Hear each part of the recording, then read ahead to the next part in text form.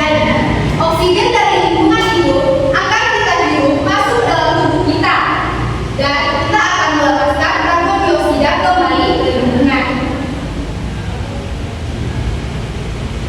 Nah, apa tujuan dari bernafas?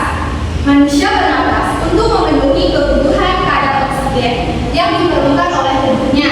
Oksigen tersebut digunakan oleh setiap sel dalam tubuh manusia untuk melakukan proses metabolisme.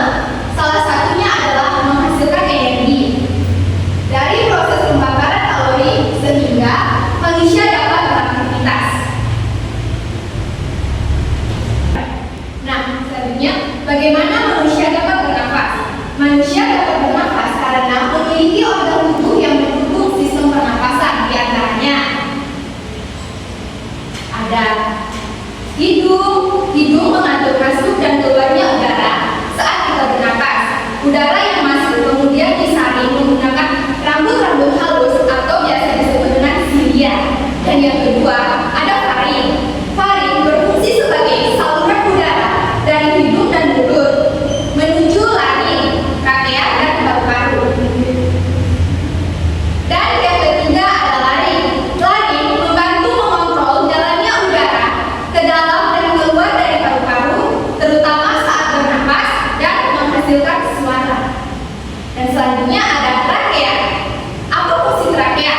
Fungsi utama dari trakea adalah menyalurkan udara masuk dan keluar dari paru-paru. Selain itu, trakea juga penyaring masuknya benda asing. Nah, selanjutnya ada bronkus. Bronkus adalah cabang dari trakea yang fungsinya meneruskan udara menuju ke organ paru-paru. Dan yang selanjutnya ada bronkiolus. Bronkiolus memiliki fungsi yaitu untuk menyalurkan udara dari bronkus ke alveolus. Selanjutnya ada alveolus. Alveolus adalah tempat perputaran antara oksigen dan karbon dioksida pada pembuluh darah kecil bernama kapiler. Dan yang terakhir paru-paru. Paru-paru berperan dalam pertukaran gas, di mana oksigen dari udara masuk ke dalam darah dan karbon dioksida dari darah dikeluarkan melalui paru-paru. Nah, apakah kalian sudah mengerti? Nah, selanjutnya Ibu akan memperlihatkan alat peraga cara kerja paru-paru dan mekanisme organ pernapasan pada manusia. Nah, dua figure di atas ini kita anggap sebagai hidung kita, dan di antara ini kita anggap sebagai laring kita, dan tutup botol ini kita anggap sebagai mulut kita, dan dua cabang pipet di bawah ini kita anggap sebagai tenggorokan kita, dan dua cabang yang di bawah ini kita anggap sebagai bronkus. Nah, dua balon-balon ini kita anggap sebagai paru-paru kiri dan paru-paru kanan. Nah, plastik ini kita anggap sebagai diafragma. Mau tahu nggak bagaimana caranya kerja? Mau. Nah, ketika kita bernafas atau saat kita menarik nafas, maka diafragma ini akan menekan ke bawah, sehingga paru-paru ini akan mengembang atau mendapatkan volume. Mari kita coba ya. Nah, ketika kita menarik nafas kan dari hidung, jadi diafragma ini akan menekan ke bawah, sehingga paru-paru ini mendapatkan volume. Kalian lihat ya perubahannya. Apa yang terjadi pada balon-balon tersebut? Besar kecil ya.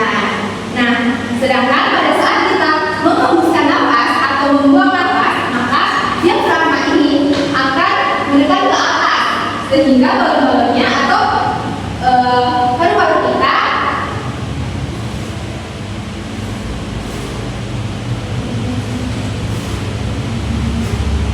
apa yang terjadi?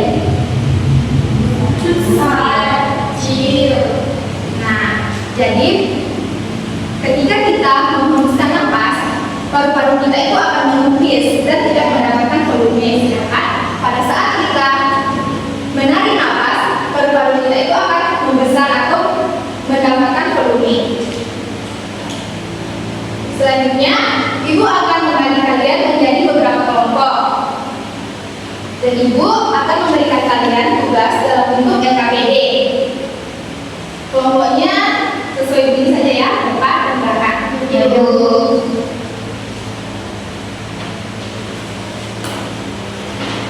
Silakan kalian isi. Apakah kalian mengerti?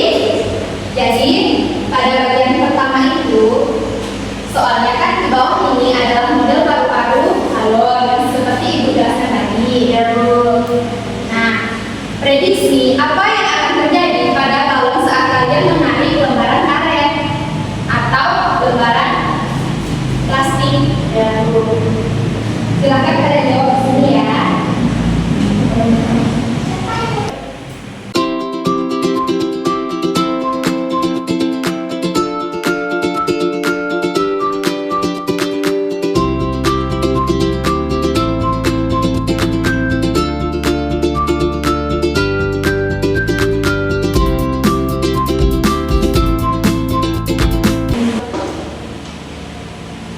Apakah semuanya sudah?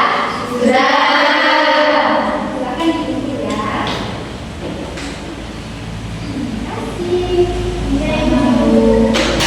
Jadi kesimpulan materi yang sudah Ibu berikan yaitu pernapasan